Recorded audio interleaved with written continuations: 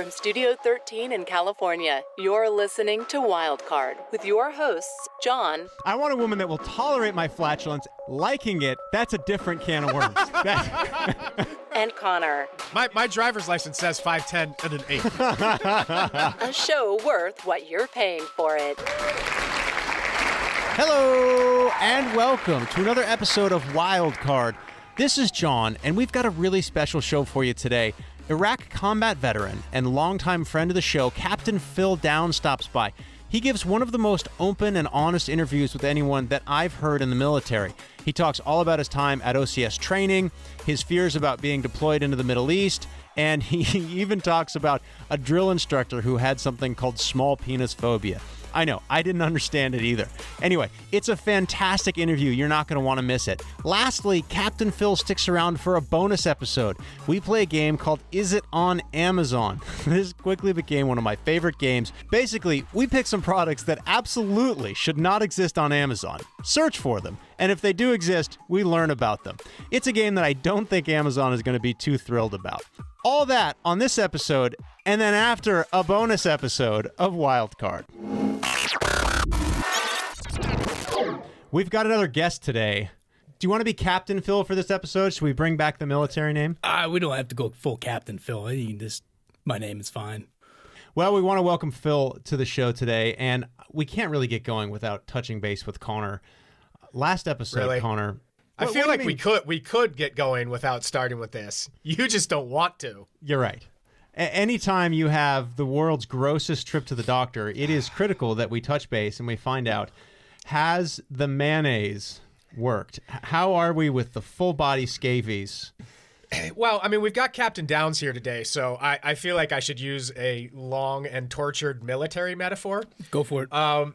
The artillery supply company outfitted me with a healthy jug of full-body mayonnaise with which to launch a full frontal attack. And I've got to say, with some diligence and some great work by myself, I have pushed it back. It has retreated quite a bit. Unfortunately, it has only retreated in the areas that I can reach with my hands. So there's this outpost of just strong... Well, remember we were doing an A/B test. We were saying... Yeah, so the Jesus part. Science, the salve was going to take care of the frontal scabies, and then the Lord, Jesus, the carpenter, was going to take care of the back scabies. Well, I think he's been out. How's JC? He's been out getting lunch, I think.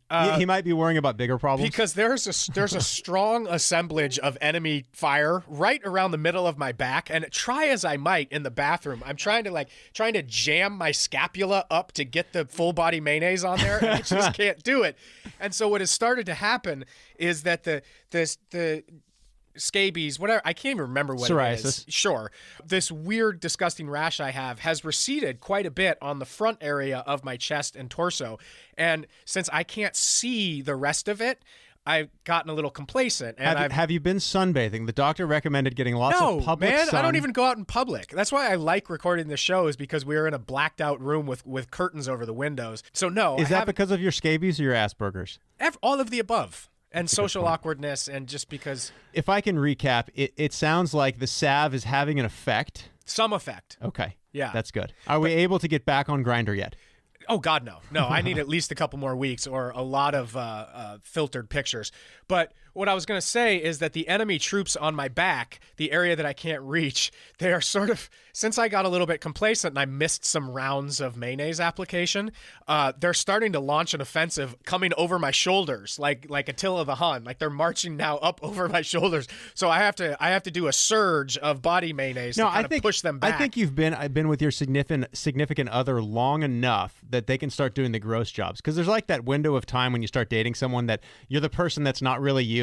Like you're nice and caring, and you put them first, and then you become the real you. And then you get to the point where you need them to do the gross stuff. Like, can you hold the mirror? Because I can't really see my hemorrhoid well enough to put the preparation H on it. Are you at the point where you can ask Jeffrey to mayo the back? See, I'm not sure if I agree with that assessment. I think the partner is willing to do those disgusting things during that honeymoon phase. And then once the honeymoon phase ends, they're like... No, because during the honeymoon phase, you still want to coitus with them. And so if you have them put the mayo on the scabies, they're not going to want to sleep with you. But if you get 5 years in, nobody's sleeping with anyone anyway. Right. So at that point, you're like, you might as well mayo my scabies. So he doesn't care if I have the scabies because I'm sleeping 2 doors down anyway. Help a brother out. Mayo the scabies. While we're going down this road, are there the same rules? With my wife, she absolutely hates the amount of time I spend flatulating. And are there the same rules? When you're dating a guy, can you rip ass in front of them, or do you still try to maintain like the mystery? I've wondered this too. Wow, you're really putting me on the spot there. I would suggest no. I think generally No, you can't. Generally, I would suggest not being disgusting in front of the person who you are hoping is going to overlook your full body skin infection. See, I was hoping there was a utopia. I'm walking in where a guy could be a guy, because yeah. I'm sure there are women you could find who would be into that. There's probably a Craigslist personals dedicated to that. If that's really what you're looking for, John. There's being into it, and then there's subjecting your spouse to it. I would prefer tolerant. Yeah. Liking it, that's a different can of worms. You just want tolerance. Yeah. I want a woman that will tolerate my flatulence and still find me incredibly irresistible. Well, what's a two-way street? What are you going to tolerate from her? Nothing. The monthly, isn't that how this works? All flatulating aside, I do have a little bit of housekeeping for this episode that I think we need to work on, which is we are live. It's kind of, okay, wait, I have this with your favorite guy. Woo! There it is. Yes. Woo! We are live on iTunes. We've actually had a lot of success thus far. We've got a really solid number of downloads in the first few days. We've gotten more downloads than most podcasts get in their first month. So I'll take that. Yeah. But we also need people to go to iTunes and review us. This is how people find out about the show, how we get super famous and get huge egos, is by the show exploding, and it will double or triple our zero revenue. So please, we ask you to go to iTunes and review the show. 5 stars. Connor gave it 2 stars. Yeah. And that was one too many. I thought the co-host was kind of weak. The guy with the high-pitched voice, he's got some hilarious singers. But the other guy who's just like, hey, everybody, welcome to my show. Let's talk about me some more. I didn't think he was that good. I find the guy without leprosy grating. With his normalness and life. His attempts to make it a structured show that has some purpose. Yeah. I found that really bossy and unpleasant. Yes. I was going to say, you guys sounded good. I listened to it sounds good. I'm already taken aback because just having Phil speak, you can already tell how much more of a man he is than us. He's got like that gravelly, like John Wayne kind of thing, and here I am like, aha, and then you're even higher. I was listening to one of the episodes with my boyfriend. He has a Bachelor of Fine Arts, and he was a singer, and he's all talented and stuff, and he's a triple threat and a doctor. But we were listening to one of the episodes, and I'm not sure if he was trying to be nice or if he was being sincere, but he said, I think there's something wrong with your mic. It sounds like it's only picking up the treble and not the bass. And I was like, no, I just don't have any testicles. Yeah. Like that's apparently just how I sound. The one takeaway from this whole project is that I sound like a girl. Basically.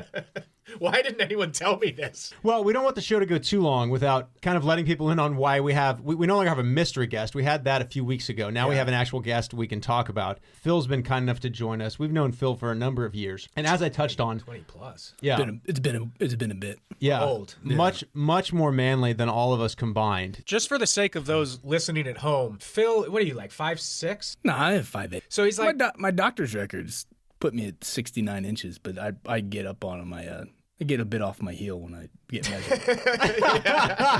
You wear lifts. When he they gets flesh-colored lifts that he glues to his heels. Well, you know when they're weighing you and you put your hand on the counter and you're exactly. like, just put 10 pounds on my hand. My wife was 100% confident I was 5'10" for, I would say, the first number of years. Like 5 years into our marriage, I wrote 6 feet on some medical form. She's like, really? And I'm like, fuck you mean really? She's like, she called 6 you out. feet. I'm like, I'm 6 feet. She's like, you're 5'10" tops. So the next time we went to the doctor, I literally had to do that. Like I backed up against the wall. I definitely Mother Goosed my neck. Oh yeah. But I hit 6 feet. I am a legit 6 feet. Yeah. No, you are. But your wife is also like 4 foot nothing, 100 and nothing. So 5'10" to her is But tall. it was just so insulting that for our entire marriage, she's like, you're 5'10" tops. And the fact she threw in tops means that I'm like, Because you know the guys, when they're under 6 feet, they use the fractions. Oh, yeah. They You're go not half a quarter. 5'7". You're 5'7". I'm 5'7" and a half. No, I'm yeah. 5'7" and 3/4. Yeah. And My driver's license says 5'10" and an eighth.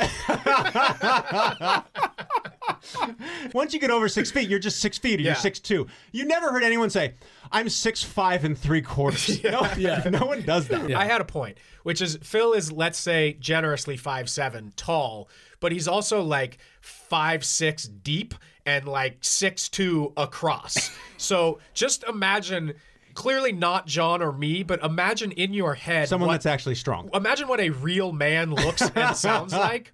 And that is Phil. So as you can suspect, John and I are both slightly intimidated right now and nervous that he might hurt us. No. You guys are real nice to have me over. So what I really want to talk about today, because I actually had a talk with Phil about this beforehand, which is there are so many jobs, occupations, life experiences that people have that I have so many questions about. And I think a lot of people have questions about. And I find normal people vastly more interesting than finding out about some douchey celebrity's latest gain 30 pounds for a role. I give zero fucks, right? Yeah. But there's so much of your life experience, having been in the Marines, having done tours of Iraq. I'm going to take this opportunity to ask you all of the inappropriate and deeper questions about that experience. And, you know, hopefully we'll answer some questions for folks. But I find it fascinating. I'm concerned that your interview of our decorated war veteran is going to be like, so did you ever masturbate in a tent?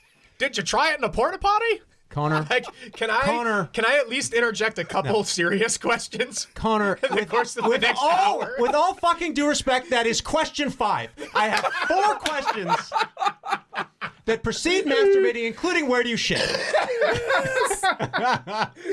Question 1. What happens if you get diarrhea in the tank? I have where do you shit, where do you shower, where do you beat off? And beat off it's subsection C of question 4. I underestimated you, John. Thank you really you. are a classy interviewer. Thank you. Question 1, what is your name? No. Question 2, what was your rank? Okay, now down to business. Where do you beat off? Let's talk about whacking. I was going to say, with each of those subcategories, there's good stories that spin off of all of those things. Well, fuck, I hope so. Otherwise, we're kicking you out. Yeah, 'cause stuff happens when we you're got a trying lot to do of herpes stuff. to talk about. Let's start off because I like to think of myself as a man, but I think everyone thinks of themselves as a man until the bullets start flying. I like to think like this Waffle House just got held up and there was some dude with a giant pair of attachments who like basically tackled the gunman and beat the shit out of him and took the gun away. That's savage stuff. That's what I think I would be. In reality, I would be the George Costanza that's like when the house caught on fire, he's knocking women and children over to get out of the blaze. Yeah. But when you went into the military, you went in not straight out of high school. You went to college first. You played rugby. You went to UC Davis. You got a degree. And why did you decide, I want to go the military route? I think my original plan was, I finished my first year at Davis, and I was like, this is going nowhere. I'm really unimpressed with school, and I don't think this is for me. So, I'm going to do what any intelligent person would do. I'm going to go enlist in the Marine Corps. And yes, many intelligent people go, this learning thing ain't for me. Yeah. I'm going in the military. I think Phil was joking there, but I was afraid to laugh. I didn't sound like it did. He's so serious. I think that was a joke. No, it was totally a joke. So you want to be a Marine. Do you literally drive down to one of those strip mall places with a guy behind the counter that says, this is going to make your life awesome? That was my plan, but they came to the campus. Actually, they had a table out on the quad. So I go to the guy and I say, look, I'm going to enlist. And he asked me if I was a student here. And I said, yeah. He goes, why would you enlist? What do you think? That's one hell of a salesman. And I'm going to a Ford dealership. I like this truck. Why the fuck would you want to buy a Ford? Yeah, get a bus pass, you jackass. It was pretty much like, shine on, kid. I don't want to talk to you. And So really, what was why? he lost? Why Why was the gentleman on campus? no, it's part of the psychological tactic of it. He said, do you think you have what it takes to lead Marines in combat? On the spot, I said, I think so. And he goes, well, why don't you sign up for officer candidate school? And I said, well, I don't want to go to the Naval Academy. And he had some choice words for me, starting with, you're a fucking idiot. And, Don't be a fool. You're not a pussy. Yeah, he's like, you're not going to the Naval Academy. This is what OCS is. Because I thought So what's that? Okay, so what's OCS? So you show up day one. In Quantico, Virginia. And this was after your second year in college? Yeah, so this is the summer between my second and third year. So in do college. they like treat you like in a fraternity, before you sign up to pledge, it's like red carpet. Yeah. You know, it's like everyone's your best friend. You can say nothing wrong. Free beers. Your jokes are hilarious. You want to hilarious. bang my girlfriend? Yeah, here's her and her hot friend. Yeah. It's gonna be like this the whole time. Yeah, exactly. Yeah, we used to call it dating dudes. Yes. We got to go downstairs and date some dudes. Yeah. And with Connor, it's stuck. Well, yeah. I liked it. I mean, but it works. And so, like, when you say, I want to be in the Marines, I'm signing up, do you get flown, like, on regular airplanes to the military base? And then they're like, strip down, we're delousing you. Well, no, it's a little bit like that. And they do a good job of recruiting, but a lot of it is what you are going to do is borderline sacrosanct, right? I mean, this is important. And then they physically prepare you. And the OCS physical standards are a lot higher than boot camp. Boot camp, if you have a heartbeat and you can get around the track without dying, they'll take you. But OCS, I think I ran my 3-mile test.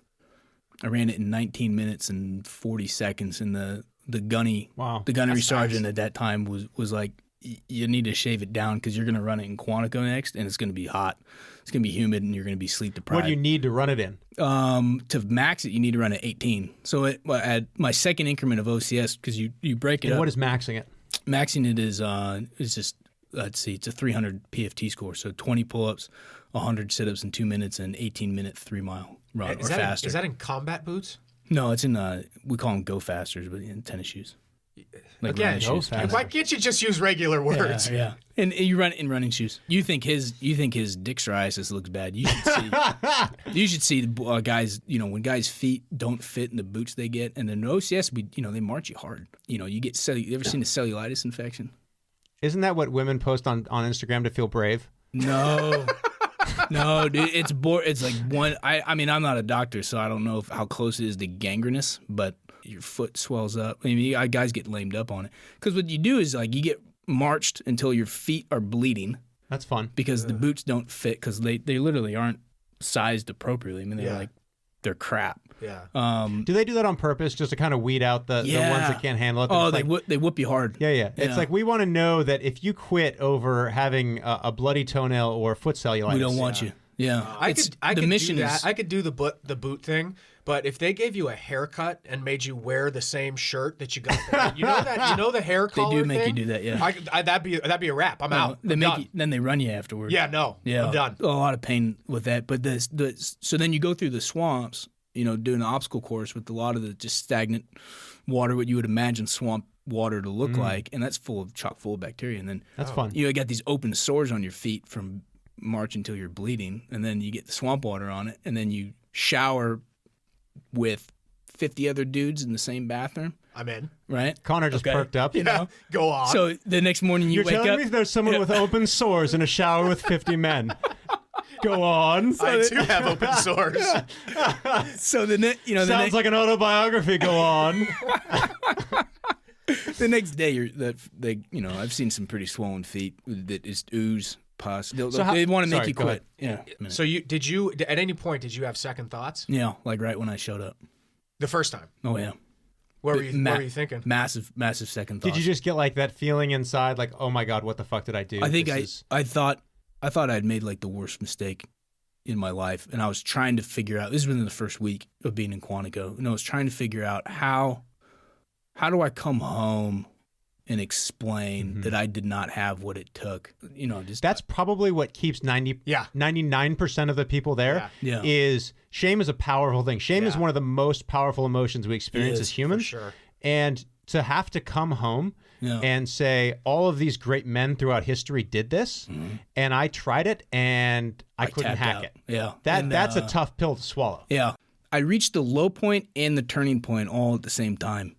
We're lined up in formation at the Chow Hall. And to give you a description of it, this is Brownfield in Quantico, Virginia. The buildings date back to World War II. This was the first Marine expeditionary base. It's actually where the Marines who fought in World War I shipped out from.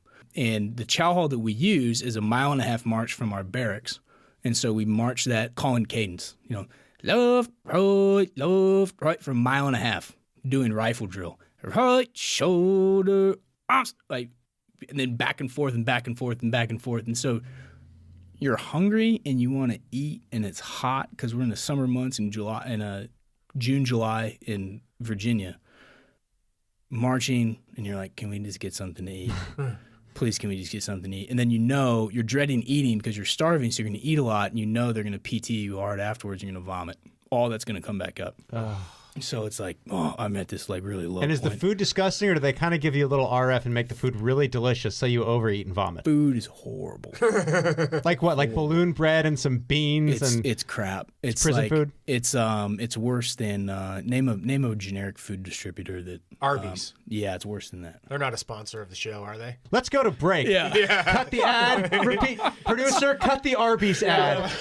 So We're down to no sponsors. yeah, so anyhow, we're getting drilled hard, and yeah. You like that? I'm pulling that soundbite. Yeah. You like that? Yeah. That's Not normally the type of drilling that we talk about on this show. I'm hot, sweaty. I'm getting drilled hard. I got my rifle in my hand. I'm just getting drilled big time. Shame is a good thing. I look over my shoulder and there's a bunch of semen. yeah, there it is. Hey-o. Ooh, John got a new sound effect. That's nice. I like that one. So we finally get to the chow hall. You line up A to B with the guy in front of you and the guy behind you. They put food on your tray, and then you have to run to a table, shovel it in your mouth while people are yelling at you. And if you're gluten intolerant, Yeah, and don't eat GMO, then you die on the spot. Basically, that's it. So they would anyhow, never get done punching you in the yeah. face. So we're waiting to go into this, and you can hear people getting thrashed on the inside. And I was like, man, I really made a very poor life decision. This is going to be tough. Do I quit, or do I just not come back the next summer? And How far in are you at this point? 2 weeks. So I was conflicted. And Now, did you make the mistake of going and telling all of your friends that you were doing this? Because if you just kind of told just the parents, they would be so happy that you're not going to war, that they'd overlook the fact that their son is a complete failure. I know my mom would be delighted because she was real upset when I told her I was joining You the think? Marines. Oh, As a yeah. parent now, how would you feel about if your son said, Dad, I want to walk in your footsteps? Yeah, I'd be deeply conflicted. Yeah. I'd be deeply conflicted. On the one sense, I'd have an immense amount of pride, whether it was my son or my daughter who wanted to do that. But God dang it, man! Like the stuff we got asked to do was like not even on par with saving civilization as we know it, like the guys did in World War II. You know what I mean? Like we didn't avert the takeover of fascism. We were trying to like finger fuck some weird political policy in a country where we're like, hey, do you guys want to import democracy? No? Okay, well we're gonna try. We're gonna deliver it anyway. Yeah, You're welcome. We're gonna try and thanks. No returns. Yeah, and then I'm gonna go back and try to integrate back into life. Yeah, how much does what you're fighting for matter? Because I would think it would matter a tremendous amount. If you're just out there because it matters to guys. I think it matters. I think it matters afterwards. Do you have to create? That's interesting. Even if in your heart you believe that the reason we're in these places is bullshit, do you have to create a narrative in your head that it's meaningful, or you can't do it? I graduated March of 2003, so before I graduated and got commissioned, we invaded Iraq. Yeah, so you had signed up for this pre 9/11. Yeah, then 9/11 happened. Objection. Liberated. Yeah. Excuse me. Thank you. Correction. Let the record show. Moved the pile of rubble from this part of the country to that part of the country. Yeah. After 9/11, I went to my recruiter and I was like, hey, I don't want to do the second increment of OCS. Can I just enlist and go to war right now? Holy shit. I don't want to miss this. And he's like, you're a fucking moron. We're gonna be there forever. And I was like, what are you talking about? The Taliban's on the run. It's gonna be over tomorrow. He's like, shut up. Do you know where you're going? Do you choose where you're going, or do you just sitting there and then you get a letter in the mail saying, hey, you're going to this town, or you're going to this town? It was pretty involved. I ended up going on my deployment to Iraq because I volunteered to be a replacement to an officer who had to replace an officer who died in a different battalion. And there was a guy in my group who did not want. He had just had his first kid, and he was like, "I'm not ready to do that." He was really candid with us. So anyhow, back to Bobo Hall. What are they yelling at you about while you're eating? Like, eat faster, you suck. They're just like, don't eat that, fatty. no, it's more. Because I feel like I don't want. Can I get a drill sergeant to watch me eat? You want me to use my drill sergeant voice? I'll talk like this. Hey, yo ho, don't look at me. And then you look at him like, get your fucking eyeballs off me. And then, that's how you go back and forth. Like, they'll knock your tray out of your hands, and then they'll look at the food, and they'll be like, why did you drop your chow on the deck? Get that chow up right now. Get back in line. Stop. Get back over here. Stop. Get back over there. Stop. Get back over here. And the whole time you have to respond to each command as, aye, Sergeant Instructor. Aye, Sergeant Instructor. God. Aye, Sergeant Instructor. Phil, at any point, does anybody go like, hey, dumb shit, you just knocked it out of my hand. what do you mean, why did I drop it? Staff Sergeant Smith stayed up all night cooking this gruel for us. It's very wasteful. My platoon mate witnessed this. If I could, please. I'm going to lodge a complaint. If I could now call a I witness. must get another tray and go back to the man in the hairnet and get more slop. Well, I know who's getting a bad Yelp review. Yeah. Sergeant Instructor Staff Sergeant Reynolds, who's like 6'5". And 3/4. Yeah, and like definitely 3/4, built like a brick shit house, with a voice that like I can't replicate it. I'm sure I could. Dude, he would admonish us about having small penis phobia. He didn't, Phobia? What does that mean? He didn't like it when candidates would because that's what you're called, candidates who have small penis phobia. There is no room in the Marine Corps for small penis phobia. If you have a small penis, it was that kind of Are you just supposed to love small penises? Like, No, I was supposed to be like, don't be ashamed of having a small penis. it He was bad when you would change. Guys would change. They'd have modesty. They'd change underneath their towel, and he would make you change naked. he just loved small penises. Oh, he would wanted you to love That small sounds penises. like a fetish. So anyhow, these guys are talking in formation in front of us. Staff Sergeant Reynolds, small penis enemy, no small penis phobia, no modesty. Staff Sergeant Reynolds. Did he have a small penis himself? Yeah, he admitted that. Did he really? He's There's a lot going 6'5". on in this guy. Hello, candidates. I have a small penis, okay, but I know it works because I have 3 children and I have a hot wife. So if you have a small penis, do not change behind. Did He specify? I mean, if you're 6'5", what is small? Well, I just took it to me like he was probably had a big set of balls and a tiny little like mouse dick. He's got me beat. Right? Let's take that soundbite. Today on the show, folks, Captain Phil Downs. Contributed quite a bit. If you grab your balls tight enough. I feel like ball stuff is the last rung. Like, you are out of ideas. If you're doing ball stuff, it's like that once you're like, hey, let's stuff the balls in someplace, you are out of ideas. You guys really are married. Yeah, there are so many worse places you can go from there. Oh, I don't even want to know. It's like ball stuff, starter cables for your car, crescent wrench, wine decanter. Hold on. I'm working on the different items. Starter cables, nipples? Whatever suits Dude, your fancy. I don't know. I don't think it's limited to just the nipples. Yeah. Those clamps can go on a lot of things. Now, is one end attached to ground? And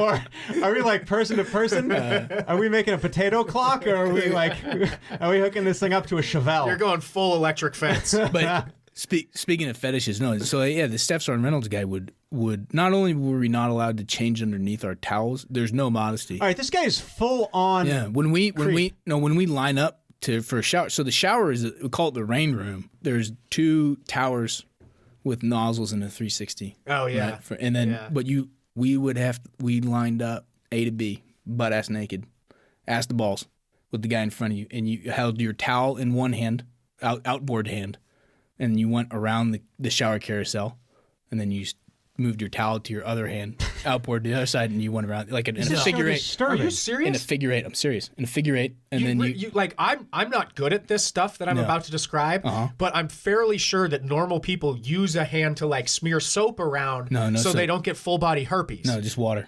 That's why That's not a shower. No, it's not. That's like running through the sprinkler. Yeah. So back to my story about cellulitis and heat that's rash. disgusting. I feel like this is some sort of really homoerotic form of military Cirque du Soleil. Like, these guys are naked, front to back, wandering around a shower, holding a towel to one side, switching the towel to the other, snaking around the room. Well, it also seems like they're going well out of their way to make sure that there is nothing in your day that you can enjoy. Yes. There's no reprieve. That's the point. That's the point. I also feel like They own you sun up to sun up. Because they don't let you sleep. They give you shit to do. They're medically required to hose you off once a day, but they're going to make that experience miserable. Yes. And slightly erotic. It wasn't until it's weird. I mean, it wasn't until maybe like the 4th or 5th week that you actually got time to hygiene on your own.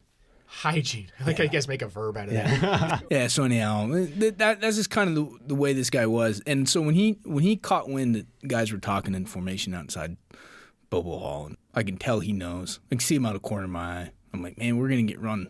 He's gonna run us. We're gonna get to Chow late. It's just gonna suck. And this is more reinforcing why I don't want to do this. You realize there was nothing you could do to not get run hard. They were gonna find I figured an that excuse. out soon. Yeah. I figured that out soon. So anyhow, he did something. He pulled a freaking 180 on us. He went over to a spot where we could all see him. He holds his right hand down to the ground, snaps his fingers, and points. That's the order to form a school circle around him. School circle, right? So if you're closest, you're sitting. You guys sit Indian style? Yeah, if you're closest, you're Indian style. If you're Native behind American. him, thank you. No, it's crisscross applesauce. Crisscross now in the applesauce. school. Is that right? Yeah. It is. They can't do. They can't do. They can't do Indian style. It's crisscross applesauce. Yeah. No That's what- way. Yeah, my Swear to daughter God. will say that. Daddy, do you want to see crisscross applesauce? I'm like, What the fuck are you talking about? I was like, you want applesauce? Now No, that- no, yeah. like this. And you say, like, oh, you're sounding like an Indian. Yeah. I'm sorry. You're sounding like an Indian. He says ears, which is the command to make sure you're listening. So you reply, you say open, and then he says eyeballs, which is Look, I Yeah, I got that one. you got that one. Yeah. And you You don't have say to explain all of this. and you say snap, and he goes look that way, and he points behind us. And we look out across, and there's enlisted barracks there. All the support folks for the squadron live on Brown Field. So across the parade deck, there's like 3 Marines walking way out in distance. And he says, he goes, now look back here. So we look at him, and he says, those are Marines. Those are someone's children. One day you're going to meet their parents, and they're going to hand their child's life to you, and they're going to expect that you bring him back alive. And if you can't fucking keep your mouth shut in formation, how in the fuck are you going to care for Marines? And I was like, oh, I get it. Wow. I get it. It I worked get for it. me. He says, this is not about you. Made complete sense. So I thought I should stop being a pussy and finish this. And so that did it for me. Staff Sergeant Reynolds, with his small penis phobia and everything notwithstanding, he turned it around for me psychologically right there. I was like, this is not about me. It doesn't matter that I'm miserable at all, because I'm going to have this privilege of leading another man into combat. If I saw him today, I'd certainly say, listen, you don't even remember it, but you impacted my life in a way that I can't replicate. Yeah. I did see my second 6-week increment between my third and final year of Davis. I had this guy, first I had Gunnery Sergeant Downs, no relation. Awesome. Yeah, he was blacker than midnight. And No matter what I did in the military, hated me. I would want gunner or gunnery or machine gunner or something in my title. Yeah. That's fucking rad. There are a handful of titles that are just the coolest. Like, Yes. you aspire in your life to be a gunnery sergeant. Yes. Surgeon General, Sergeant at Arms, or probably my favorite, which is ridiculous because the job is stupid, Postmaster General. Yes. Yeah. Coolest job. I mean, I shouldn't say it's stupid. You're in charge of the post office. Right. I guess that's cool. It's a but it's badass the title. coolest goddamn title. Yeah. So Gunnery They named a Sergeant. whole insurance company after you. How about that? Oh, 1-800 talking General. about like car insurance? Yeah, never mind. The general. No, oh no. my god. We'll edit Well, that that was out, not the please. Postmaster General. Anyway, Sometimes he gets confused. we're gonna strike that. Can we diverge for a second and just talk Yeah. about dumb stuff that John says? Yeah, yeah. Because Phil and I were talking right before we got on mic. Thanks. That John.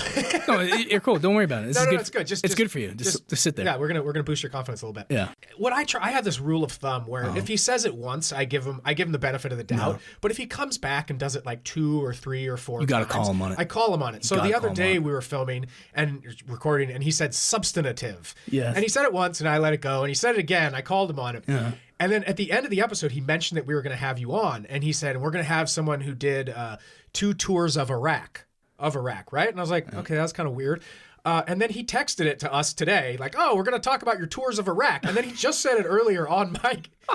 Phil was not sitting in the back of a fucking Jeep taking pictures of caribou. It's not a tour of Iraq. Yes, it is, you retard. It's not. This is my safari experience. What's it called? You combat tour in Iraq. You're not taking a tour of Iraq. I did not tour He didn't have Iraq. a fanny pack and a camera around his Like you neck. take a tour of a museum. It's a He preposition. genuinely doesn't know this. He's so disappointed So right now. these things called prepositions. He's like, how can I go back and cut Can I all edit that? all of that Can I out? cut all of the ofs out and put it with in and make it not sound choppy? Damn. So we have I Phil in imagine- today who did 2 tours in Iraq. I imagine it's you, an old Jeep Defender, Uday Kuse. No. Yeah. You're watching a sunset. Seeing the Uday. sights. Oh man. 2 tours of Iraq. So what do you get told? So you land there, you get off the plane or helicopter or however you get there. What's arriving at the base like, and how safe do you feel at the base, et cetera? Well, shit got serious for me like 2 weeks before we left. We actually got our first map of our area of operation. It's called an AO for short. We had our first AO map, and it was like the satellite picture. You know, Google Maps looks so far more advanced than the shit we had, right? But I get this like aerial 20 years ago. I get this Or aerial 15. photograph of something I've only seen on a grid map before, and I'm like, man, this is an actual place on this planet that I'm going to go to, and the battalion that was just there before us that we were going to replace got the snot kicked out of it. Wow. And lost a lot of Marines, and this is a live fight. I told my parents that we had whatever our day was of the week that we were all going to get on buses to go to the March Air Force Base, get on our plane to go deploy. I told them I can't have you there when the rest of the families are there. You guys have to say goodbye to me the day beforehand. Why? You didn't want to get emotional? Yeah, I didn't want to get emotional. I also wanted to be there for my Marines, and I wanted to spend time with their families. Right? I mean, this ties back to what I was the formative lesson outside Bobo Hall, where it's like they earned the right to have my full attention. All right, so whoever's parents showed up, I met them, and I wanted to tell them like, I'm gonna bring your son home, and so I told my mom and dad, I was like, you guys got to say goodbye to me the day before. And my mom, for obvious reasons, she was pretty tore up when that we went out to dinner, and both my mom and my dad were crying, and I still get a little bit of a twinge. Walking back to my apartment, I was like, these motherfuckers, man, taking me away from this to go do what I got to go do. And that night, man, I was scared to death. And not from the standpoint of like scared that I was going to die. And I don't say it in a macho way, like I wasn't scared. I certainly had contemplated it. In fact, my commanding officer the week beforehand was like, he told all of us officers, he's like, you will write your final letter to your families before we go. And have that moment with yourself where, dear mom, dad, if you're reading this, I'm not coming home. That letter. So I'd already written that. And do you still have it, or did you toss it? No, Or I what? burned that shit. Is there any kind of ceremony in that? No. For Marines, when you get home, you burn that letter or anything? No? No, I thought there was going to be, and I was really let down by it. And I was like, fucking only works in the movies. So I would think that would be a pretty emotional, impactful thing when your service is but done and you're back and you know you're not and I going did on it for any more tours. Yeah, and I did it for that reason. And I was so like kind of psychologically numbed out that it really didn't have any impact for me at all. The thing that I cried before that night, and it was just like man, I'm not ready for this. Like I'm gonna let these guys down. So it was my fear was I'm gonna make a decision, and I'm gonna get half my platoon wiped out, and I'm gonna live, and I'm gonna be the fucking idiot who put 12 men in the ground. So it's that the was fear like of the responsibility this is a of little having heavy. those lives. Not your own life is yours to lose in a sense. Yeah. But it's the responsibility of having other people's lives entrusted to you. That's heavy. I mean, I never would. When I think about as a civilian, when I think about going to war, I think about myself. I think about being selfish and how scared I would be and how I would want to try to survive. But it's interesting to hear you say it now. It makes perfect sense that, especially being an officer, that being entrusted with those lives would be so much higher on the list of things emotionally. I mean, and there's always that. I feel like this is never talked about, but it is fairly universal that no matter how successful you get, there's always that thing in the back of your mind that you fooled everyone along the way. Oh, That was, you know? well, that's 100% it, man. I really believe that I was a fraud. Yeah, that you don't deserve to be there. Yeah. You're not smart enough. You're not good enough. And that you figured out a way to get there. Everyone else really knows what they're doing. Yeah. But no one figured out that I'm just full of shit. Yeah. Well, I know I had only been with my platoon for maybe a month and a half. Man, I turned 23 the day I met my boys. It's amazing the level of responsibility that we instill in kids. Absolutely, they're kids. You're asking about, when we get there, what do we do? It's this real surreal, it's kind of an assault on you. Get out of the cabin of the C-130 and you're like, this place smells like really bad and it's fucking hot. Trash, diesel, shit. Like the air, like the humidity in this, because we're in the Euphrates Valley, so it's hot and humid. It was just strange, and I hadn't slept very well.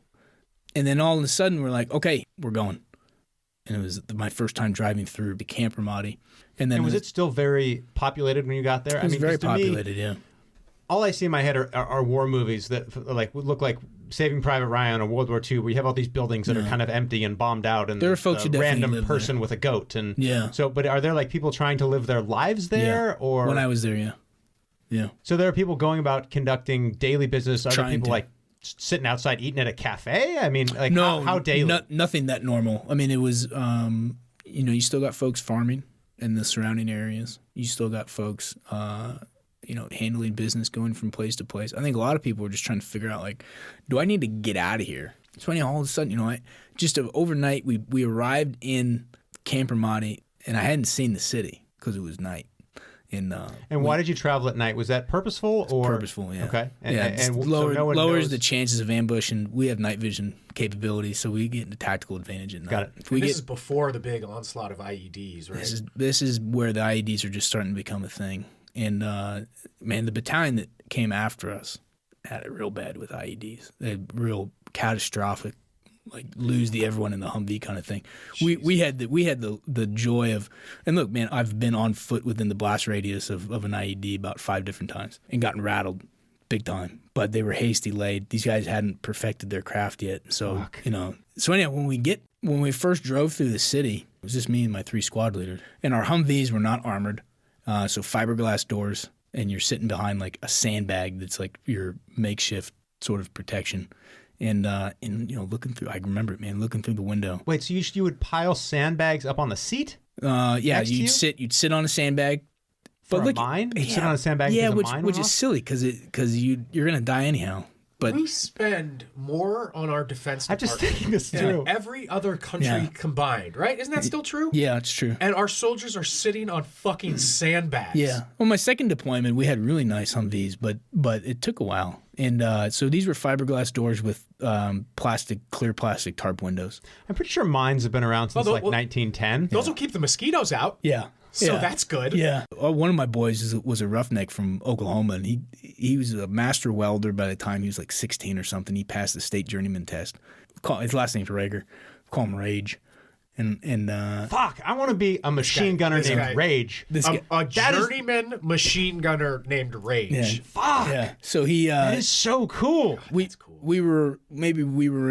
lost a couple Humvees just to shrapnel from IEDs and rocket propelled grenades and some other stuff. Because they're the equivalent of like a soft-skinned. 68 Corvette. Yeah, they're pretty made much. of fiberglass. Yeah. Yeah, So, did you know that? The Humvee is primarily fiberglass. Yeah. You would think they wouldn't care about weight, but like that whole front end is fiberglass. completely. Yeah. Like a Humvee weighs It's not 4 gonna do tons. anything. Yeah. Why are you going with Right. fiberglass doors? At that point, fuck it. Stamp steel's cheaper anyway.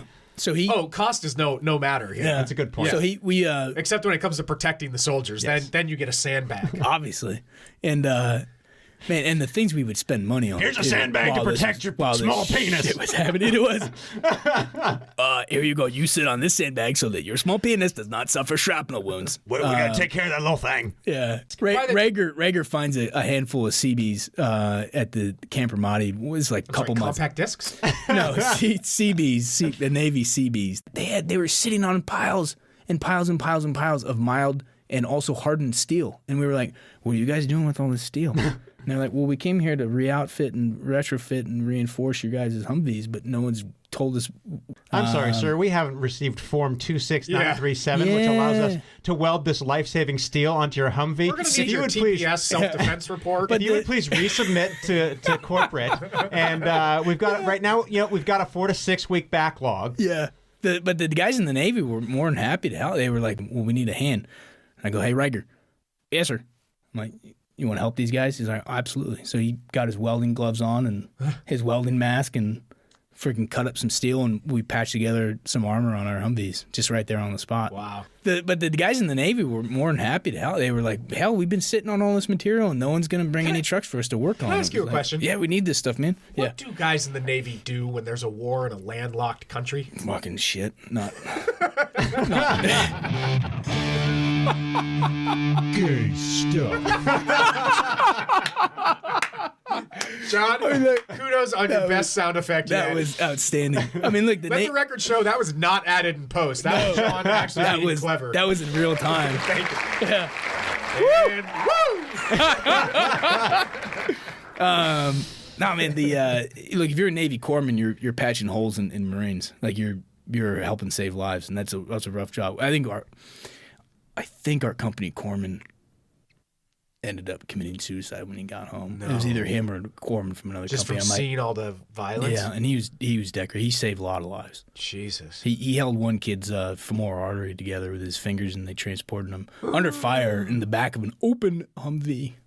Oh my God. He held it together with his fingers? Yeah. You bleed out in like a minute and a half if that thing's open. That kid's alive because of him.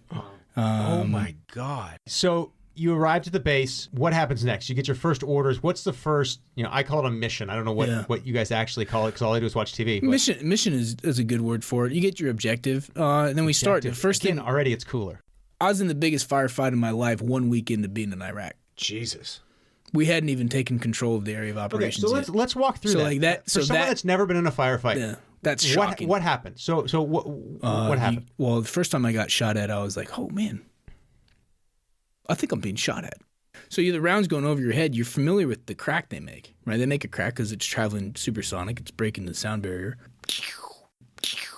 Kind of sound. And the closer it gets, the louder that is. I hear it in a rapid succession. It's just like, and then I hear the report of the machine gun, and then one of my Marines falls flat on his face. He's alive. And I was like, man, I'm getting shot at right now. And there's no cover here because I'm in an alleyway with walls on both sides. Jeez. So we start throwing bullets in both directions. Are they above you? They're above and behind and in front. And do you have any time for fear, or are you just in go mode? You're like, okay, we're doing this, we're doing that. It was go mode. I felt really sheepish at first because I went and I was like, well, I got to find cover because I'm a sit and duck right now. And then I need to get on the radio. I was like, well, I'll get some cover inside this like roll up garage door like area, and I'll get to the roof and I'll get a high point, and I get there and there's no stairs, and there's like this old Iraqi guy in the back of the shop who's just like staring at me. This is not useful. So I turn around and get out of there, and by that time my corpsman come out from cover, and we grabbed my Marine Sousa. We grabbed him, drag him over to a spot where there's a relief in this one wall. And are you the highest ranking person in this situation? Yeah, in this situation, yeah. And I get on the radio, call for the CASV, but then the train takes over, and it's like, I'm on the radio, I'm reporting my position, what happened, I've got a casualty, I need CASVAC, send it by truck, this is my position, I'll mark it like this.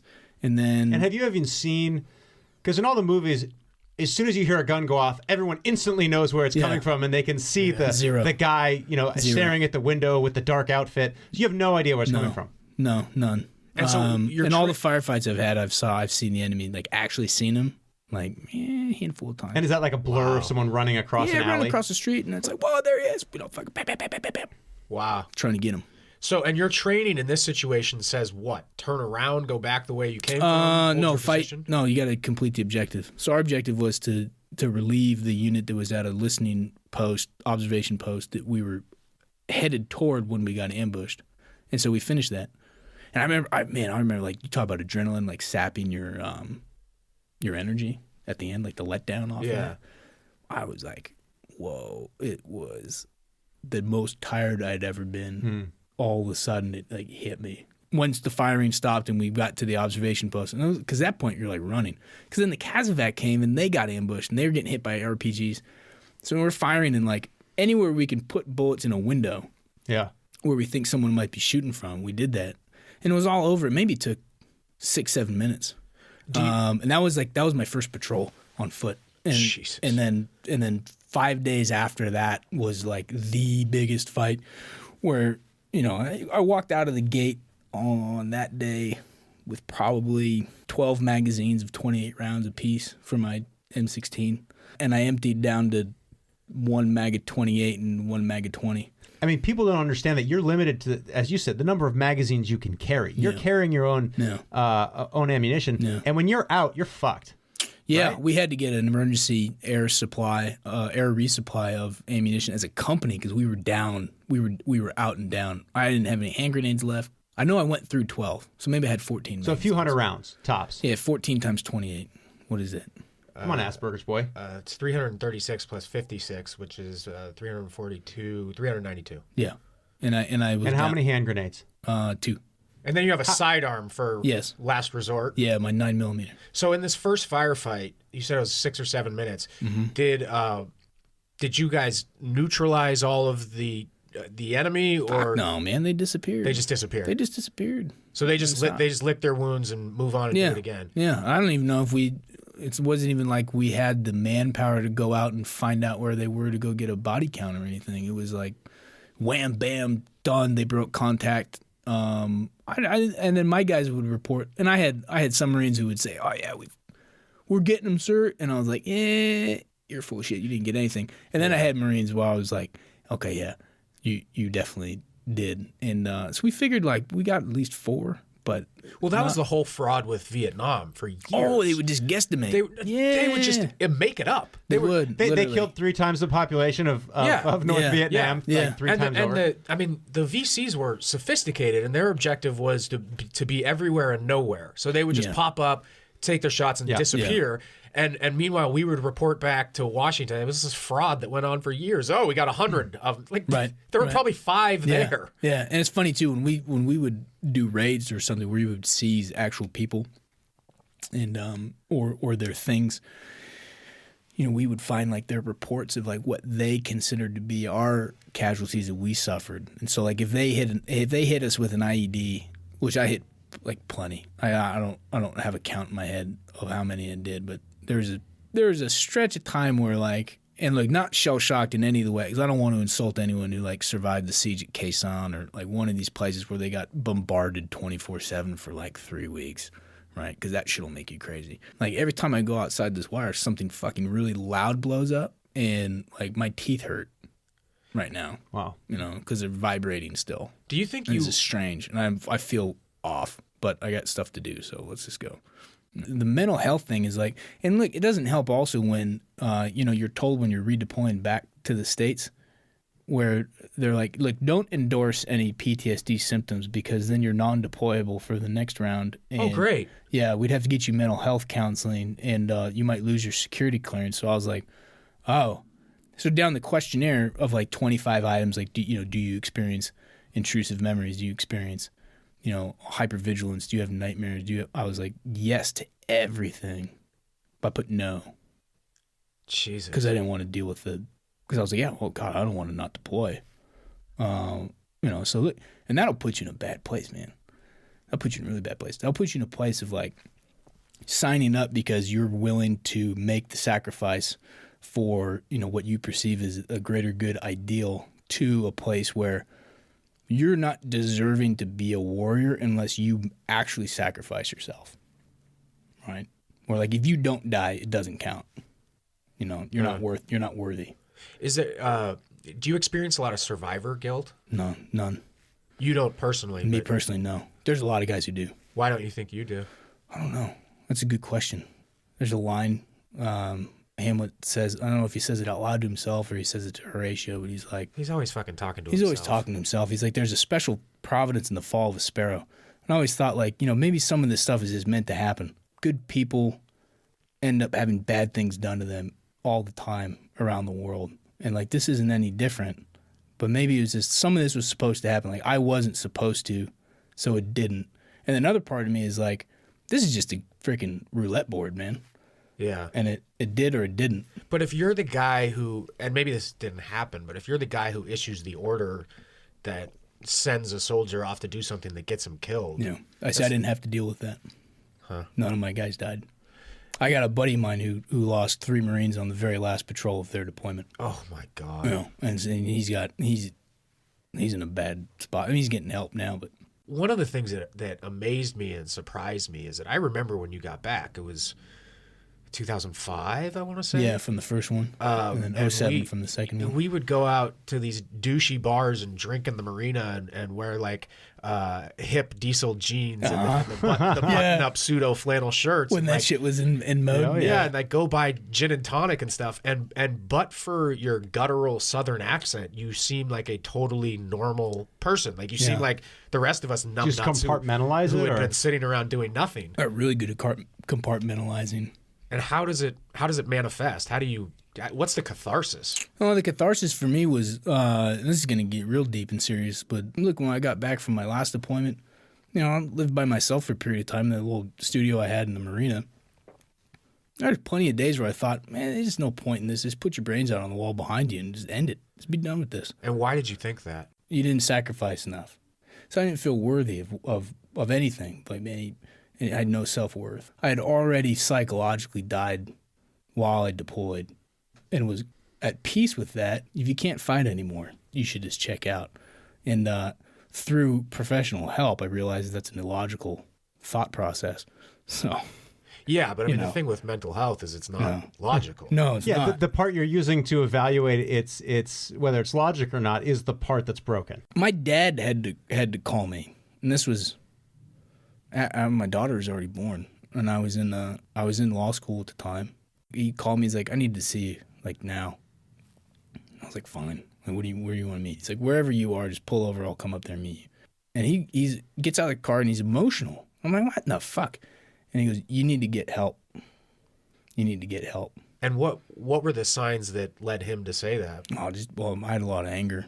How do you get these feelings that you have to coexist with stuff where people can't relate to it at all? I felt normal, but I obviously showed that I was going through some trouble, and so I did. That was my dad intervening. So then I think about guys who like don't come from a kind of family where I had tight knit. Like, I can see how other guys just take their life because they're not raised. They didn't have the same kind of support system that I had. I was lucky in that respect. And the San Francisco VA is incredible. They have really great people there. And look, I would go one-on-one for twice a week with a group session. What actually opened my eyes to it was there are guys in my group who did not deploy to combat that had survivor's guilt, and it legit fucked them up. Yeah, I could believe that. And and they talk about feeling shame about going to get help. Yeah, that's tough. Yeah, that's really tough. Yeah, yeah. And then, but then, gosh, man, like being able, it was funny too. I remember like talking to the therapist, and he's like, "Yeah, checking in with you. How you feeling?" I'm like, "Man, I don't know, man. It's like I'm just low. I don't feel like I've accomplished anything in my life. You know what I mean?" He's like, "No, I don't. But tell me." So I do. Anyway, good listener, as all therapists are, and he like stops. When I stop, he goes, "Okay, so I'm just going to make a list. You tell me if some of this is untrue. You're about to graduate law school, right?" It's like, "Yeah." And he goes, "Okay. You own a home, right?" "Yeah." "In Marin County." "Yeah." Super affordable. A miracle in and of itself. Right. Yeah. He goes, "You're married." "Yeah." "And you have a kid?" "Yes." "Yeah. What about your life as a failure? Like, what have you not accomplished?" And so, and you brought all your Marines home. Yeah, and you go through that, and it's like, oh yeah, you're right, man. I actually am worthy of, being kind to myself. And but for a lot of guys, it's not that easy. What if my answer to all of those questions is no? We'd find something Connor's contribution else. to society has really been non-existent. You know, as a lawyer, you never ask a question you don't know the answer to. Right. I feel like that counselor wouldn't have asked me that set of questions. For sure. Like, do you have a pair of socks without holes in them? Yeah. No, I don't, sir. Yeah. So I don't know. I just want to put a little plug in if it helps anybody, but I'm professionally pretty involved in cannabis, and have spoken to a decent number and certainly heard from a lot of veterans who have had a lot of success with cannabis, and particularly CBN, which is this new version of THC where you heat it and it turns into CBN. That's done a lot of good for people who have trouble sleeping because of PTSD, and CBD helps with anxiety. And so to the extent we have people with similar experiences to you who are listening, there are a lot of good solutions with cannabis that unfortunately the VA has been reluctant or unable to recommend to people because it's not federally legal. Yeah, I mean the whole fact that it's still a Schedule I narcotic, I think hurts, because I think there's folks at the VA who unofficially endorse that. Yeah, sure. And I They probably have to walk a pretty tight line there. They do. I mean, but look, you're dealing with social workers, man. They're good people. They're saints. And the way that they're like, so in touch with your feelings, and they're just here for you, and we're gonna work this out. And they're like, even if you have to smoke a little weed, a little of that wacky tobacco. Yeah, and to folks out there, if there are, vets who pick this up and you haven't gone and talked to someone at the VA, look, man, I thought it was a sign of weakness. Like, I'd be capitulating if I went and talked with the therapist. Just do it. Get yourself some help. Talk about it. Because there's no point carrying that burden. It's Well, and I appreciate, I think I speak for everyone, I appreciate your honesty. And truth be told, one of the things and one of the reasons I knew you would be such a great guest on this show, and I knew this was going to be a heavier show. I knew this wasn't going to be, as light as Connor's Craigslist personal ads. Yeah. But is the honesty and the ability for you to share your experience. And I know that will help veterans out there. I also want to say, too, if there are any veterans that need help, obviously the VA, there are crisis hotlines. If anyone is contemplating suicide and needs to talk with someone, there's the suicide prevention lifeline, 1-800-273-8255, or get in contact with your local VA. And if anyone is having trouble getting access to cannabis, if you think that might help, there are veterans groups all over the country dedicated towards helping people use cannabis to treat PTSD. There are now 29 states and growing that allow some form of legal access. So I would say don't let the ridiculous federal laws get in the way of something that could potentially help. I thought you were going to say you knew a guy that knew a guy. I know a lot of guys. he knows a couple guys that know some guys. I kind of am the guy. Some guys. Okay, so Connor's got some more stuff he wants to talk about. I still have not found out where people poo, where they sleep, where they self-gratify. All in the same spot. Do they have military issue beer? All these questions. We've got some games, some news. Why don't we have you back for another episode? All right. And we'll go into kind of the lighter side of stuff. Yeah. Anything else, Connor? You want to add to that list after self-gratification, we can talk about re-dipping. I know what that is. Yeah. I've done that. Gay stuff. Not as good as your first, but pretty solid. The first one was spot on. You're never going to live up to that. That's 2 for 2. That's a base hit. Yeah. That one got through. All right. Thanks, everybody. Here's Tara. Thanks for listening to Wildcard. See live podcasts and pics from the show on Instagram and Facebook, or visit us online at wildcardshow.com.